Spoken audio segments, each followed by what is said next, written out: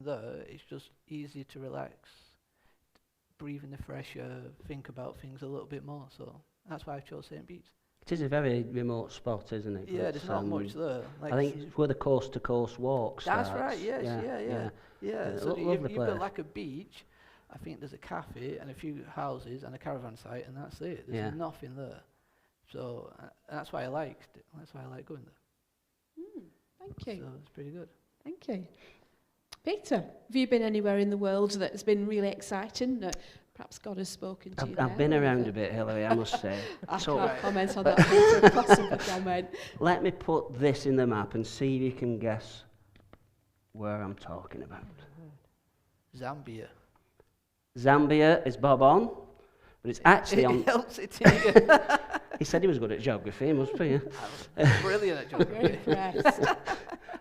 It's actually on the border between Zambia and Zimbabwe. And it's actually the Victoria Falls that I went to see. Oh, brilliant. I'd had this ambition to go and see Victoria Falls, and the current Mrs. Haslam is not a traveller and didn't want to go, so I went on my own. And it was such a different holiday altogether. The hotel is in the grounds Yeah. of the national park. Yeah. And you've got wild animals actually living in the grounds of the hotel. Wow. Crocodile in the swimming pool one morning.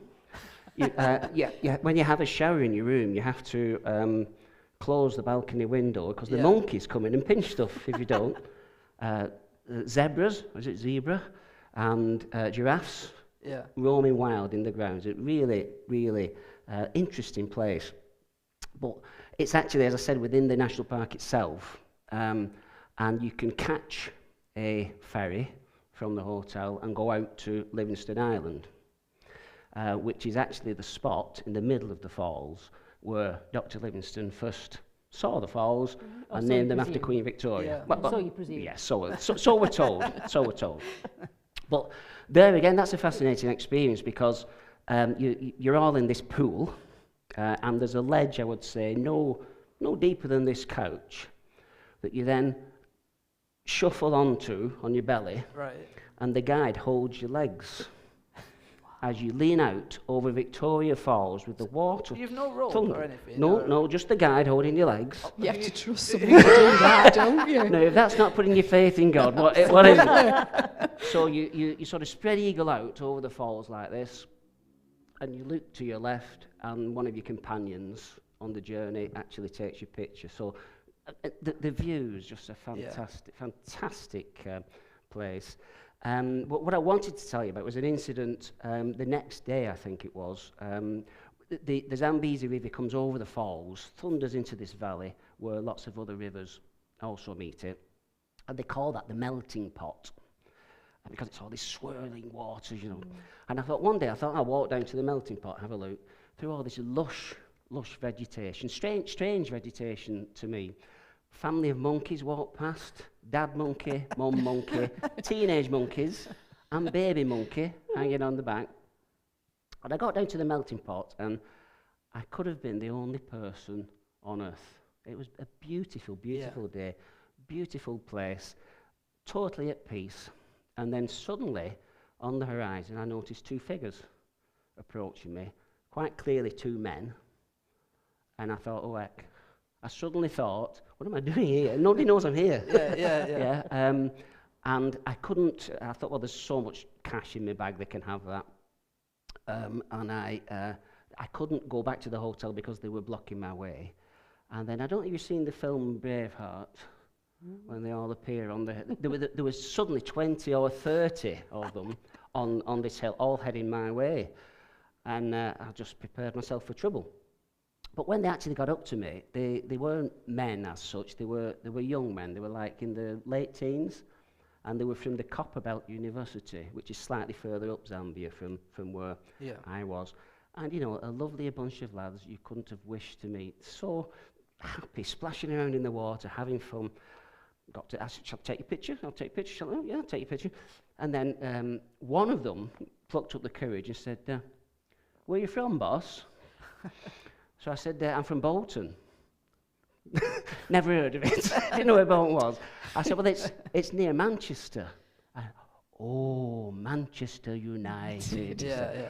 And all of a sudden, they all wanted the picture taken with me. And that was one thing that actually fascinated me about the place was, if you watch African television, they have African programs with African people ringing up, absolutely crazy about our Premier League. They talk about, I think we need a new striker, as if Manchester is their hometown, you know. Yeah. There is a point to me telling you all this, but it also ties in with one of my other experiences. So I don't know, Alison, do you want to share one with us? Fair enough. Here I go with my pen. I'll get this as well, because I'm good at It's geography. good at I'm good geography. at geography, especially Saturday. Right, competition's Right, on. let's see where this is going. Don't push it over. Oh, hello. It doesn't have to be perfect, does it? There we go. I'm guessing Singapore. Well, you're reading it, that's why. I guess it's Singapore. He's covered the S. Singapore. Singapore. I would only say Malaysia, but it was a bit too south for that, so I went with Singapore at the end. No, you're right, Singapore. We were very fortunate a few years ago. We had a trip to Australia to visit my niece. And on the way back, we stopped off in Singapore. And we'd flown, I don't know what it is, 10,000 miles to the other side of the world and landed in Australia. And I'm like, this is like France. It's like being on your holidays in France, but they don't speak French, because you're on holiday and it's warm, but they're driving on the left-hand side of the road and everybody speaks English. So it didn't feel like we'd been anywhere foreign.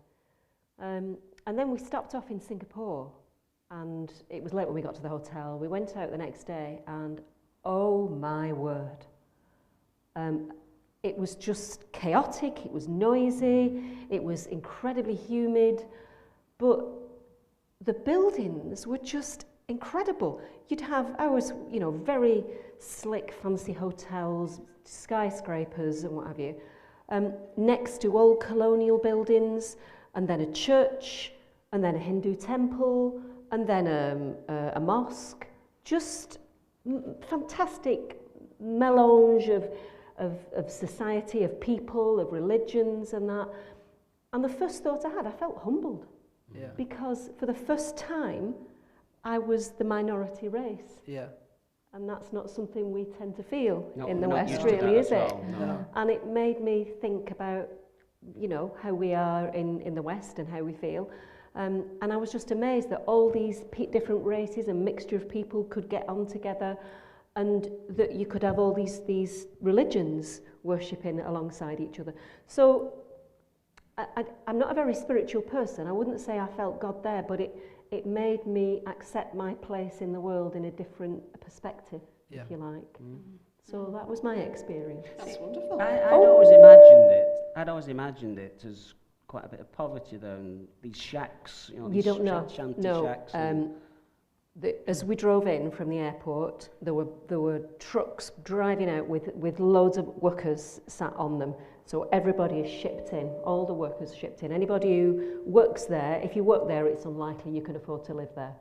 So the guy that took us on the bumboats, they were called, explained, oh no, I'll never come here. I don't live here. Don't ask.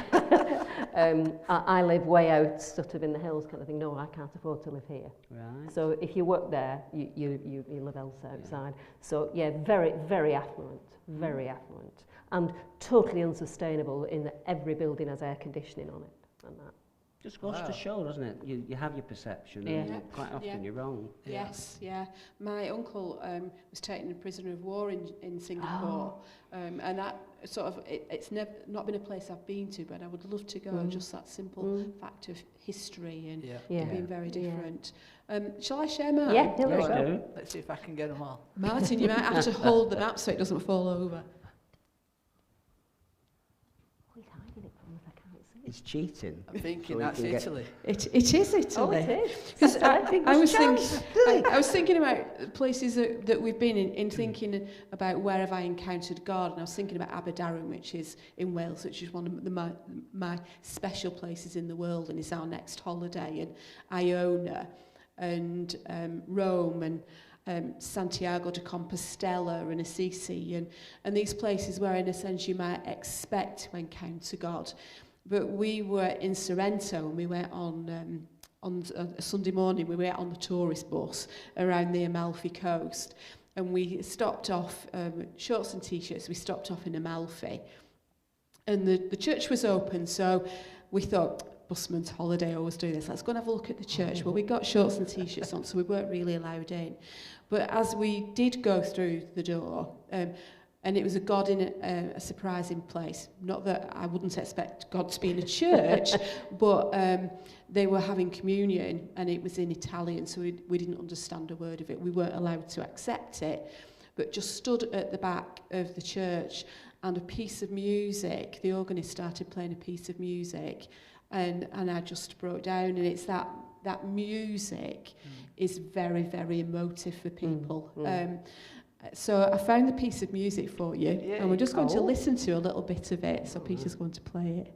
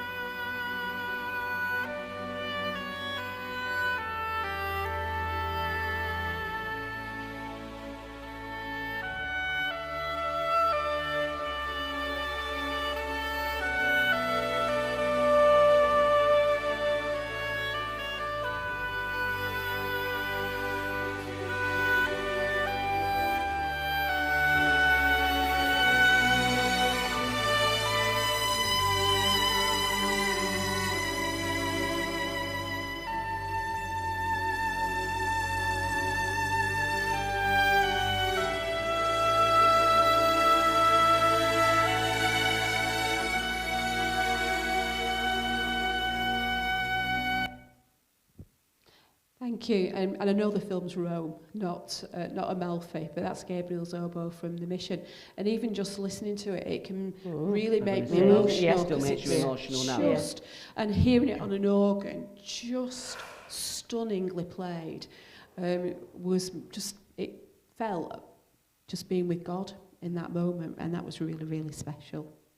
It was sort of vaguely familiar, is it? A theme Yeah, to The Mission it's a film. And It's not out late mid, it sounded a bit no, it's not Les Mis. Mission. I didn't know whether it was Brideshead Revisited. That was very cool. That's going back Ennio a bit. Morricone. In fact, Italian's not very good, but I do love Italy because we were there when Italy won the World Cup and we became honorary Italians, and that's very one of passionate about my football, memories yeah. forever. So, Peter, back to you, or Alison. Back to me, or do you want to go, Alison? Well, I was just about to say I have a similar moment. Do I need to put my pen in? Here I go. Yeah. With me. I'll I'll let you have a go at this. have Sit to down. lead you Have a out go of at the this way one. again. I'm thinking Europe. There we go. Really, There we you're go. right. Oh, we're back in England. I'm saying Wales. Yeah, that looks Stonehenge. Bit further west. Well, nearly. Wells. Oh, yes. Wells Cathedral. I've never been. We went there last year during lockdown on the period of time you could go away. We went on a caravan tour, and people had told us about Wells, and we just rocked up one morning. It was pouring with rain, and we went through the doors, and I walked in, and I think it was made different because all the chairs had been taken out because they weren't worshipping there, and it just made the space, the internal space of the cathedral, a totally different environment. And I don't know if you've been, but you just go in there, and is it the nave, the bit at the top of the church? The structure to support the nave, I can't describe it, it's sort of these concave pillars. And I just filled up and burst into tears. It was just so beautiful, stunning, breathtaking. And I don't know, I just thought, wow. And also the whole village, it's a kind of medieval village, and they've got the bishop's house, and it's a place, it's all about the water. They all went there because of the water, and that's how it became a sort of special place. And there is a feeling of this sort of special sanctity of the place. It's quite special. I do recommend it to you. Thank you. Oh, have to go. We will remember that. What about you, Peter? Go on. Well, I'm going to put a pin in the map and show you how well travelled we are. Oh, blimey. Where do you think that is? That looks like Beijing. Russia. Is it Russia? It's not. It's Is it China. China. Yeah. And it's a place called Chengdu in Well, I've heard of China. that. And we did a tour of that sort of east part of China. What a culture difference with traditions, etc.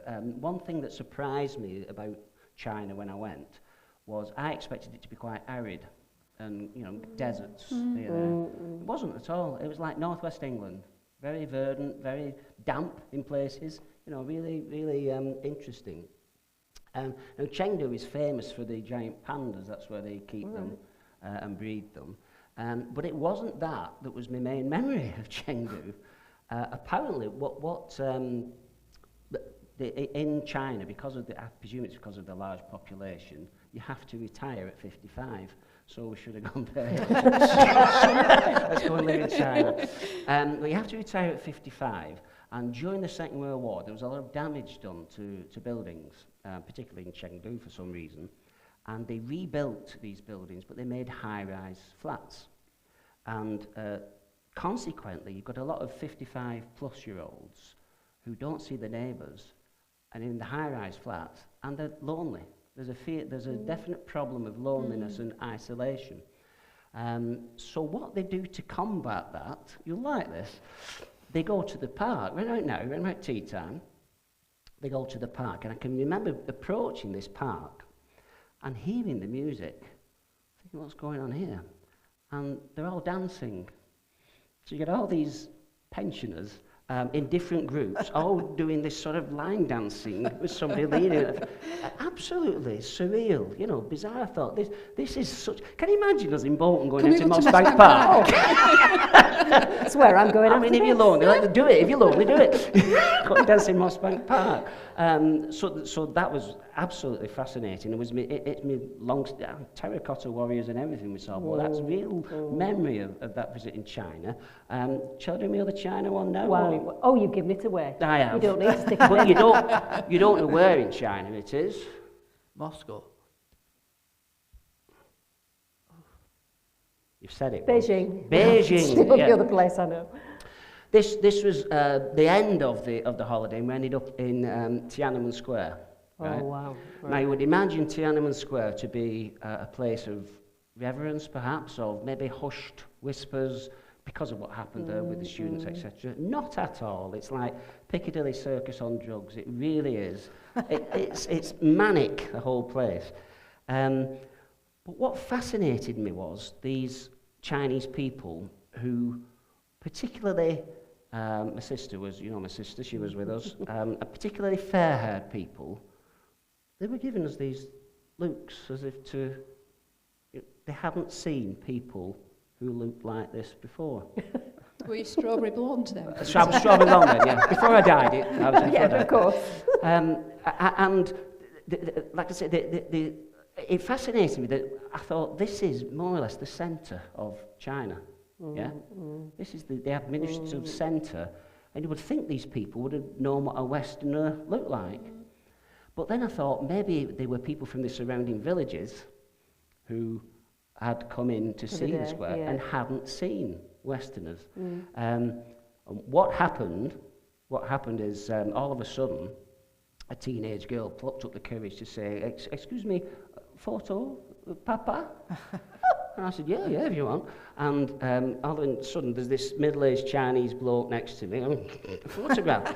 And while she was taking that photograph, another one appeared at this side, Uncle whoever. And honestly, we turned into celebrities on Tiananmen Square. Yeah. One guy said to my sister, he said, your hair is like a golden wig. And she said, oh, thank you. I didn't know whether it was a compliment or not. The whole point of me telling you this, and the African experience, and the Chengdu people, is it made me realise later on that that's exactly what these people are. The people. Yeah? Yeah. They're God's people. Yeah. And I know I grew up in a time when we had the Cold War, and there was all this tension with the Russians, and still is tension with Russia, still is tension with China, but that's on a political leader level. When you think below that, these people have loves, cares, wishes, hopes, just the same as us. Yeah. And I've since thought we shouldn't judge people just because they're different than us or have different traditions. That's my take on That's it. kind of where I was coming from in Singapore. We were kind of, the way we grew up, you would let China and Russia were the big baddies, weren't they? And so you kind of denigrated a whole race, didn't you? A bit like the Germans in the Second World War. And you're right, that's at that level. And everybody, we're all brothers and sisters, aren't we? That's right. Really? Yeah. And in the future, there's got to be conversations about how we balance our desire to travel and what that does to our planet. But actually, is when you go and meet somebody from a different culture or a different society completely, that you actually realise, actually, you're my brother and sister. Yeah. Doesn't matter what colour you are or what language you speak or how your life is different to mine. We all bleed the same, don't we? Yeah, So, yeah. thank you, that's really insightful. Thank you. Not Well much done at for all. tying them all together. More than we did. Oh, it's just Yeah, something go you for do it, naturally, you know. Have you one more for us, Alison? Have we time? Have we? Yeah. Mine's nothing very special. I've got to take myself. See, everything's come apart now. I'll let you have the She's guess. she's brought the microphones. Sorry. Oh, can you hold the board, Hold the please? screen. Hold the screen, right, go on. There we go. Oh, no. That looks like Czechoslovakia, no? Former Yugoslavia? Oh, no. You know where I've been. Where do I go every winter? Skiing? Oh, yes. Switzerland. It's Austria. Austria. Austria. It's Austria. Yeah. And, you know, on a cold, freezing cold morning when it's probably way below zero, but you go up the mountain, brilliant sunshine, and you look out across it. And the first time I went, early 80s, as soon as I got there, I just thought, I want to ring my mum. I want to tell somebody else about this. It's just stunning. And you get to the top of the mountain, you look out and you're looking across the Alps, and it's only a tiny section of the Alps. But you look across and you think, this is just amazing. And you do feel a bit kind of closer to heaven, you're a bit closer to God and that. But you look across and you think, this is all part of the Earth's landscape, and this is all part of nature. And these mountains were formed when there was some, continental movement, and they were pushed up. But it's all part of nature and creation, and I'm just a little dot on it. And it's just, again, humbling. Yeah.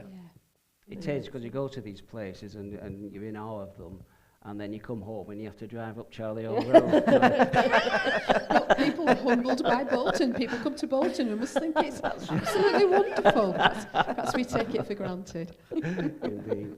Yeah. What you were saying earlier about us being brothers and sisters, one place I went to that I wasn't as impressed as I thought I would be, and I went for more religious reasons, for faith. I went to see the Vatican City, and it was okay. But I remember my son being quite disappointed and quite disgusted, really, at the amount of wealth that was there in the church. And even at that time, it's some years ago, but he was thinking that maybe that wealth should be used to be helping people. Think of the situation in India now, Yes. and what we could do with that wealth to help them. Yeah. Okay, well, I think are we finished with our Nothing else to say? experiences? Yeah. It makes you wonder, doesn't it, where perhaps we can go, where we're going to go, or where else we've been that there's been experiences with. And even the audience at home, if you have anything what we'd like to ask you is, if we gave you this pin, where on the map would you put it? And why? So, give it some thought. You can do it in the privacy of your own home, of course, but we'd also love to hear from you. Yeah, if you could let us know what your thoughts are, what made this place particularly special to you. We'd love to hear from you. And I think Hillary's going to finish with a prayer? I am. Thank you. Thank you for Yeah. sharing. Thank you. And thank you all for watching. Please get in touch and let's say a prayer. Gracious God, we thank you for this world that you have created and for the experiences that we have shared, for the places that have moved us, and in a good way and sometimes in not a good way, but they make us think. We pray that as we start to think about where we will go next in the world or in the local communities even, that we will be surprised by your presence, knowing you are there, and help us to realise that we are all brothers and sisters, no matter what language we speak or no matter which continent we live on. Bless each one of us, we pray, in the name of Jesus. Amen. Amen. So thank you for joining us this evening, and we'll play out with a track by Stuart Townend.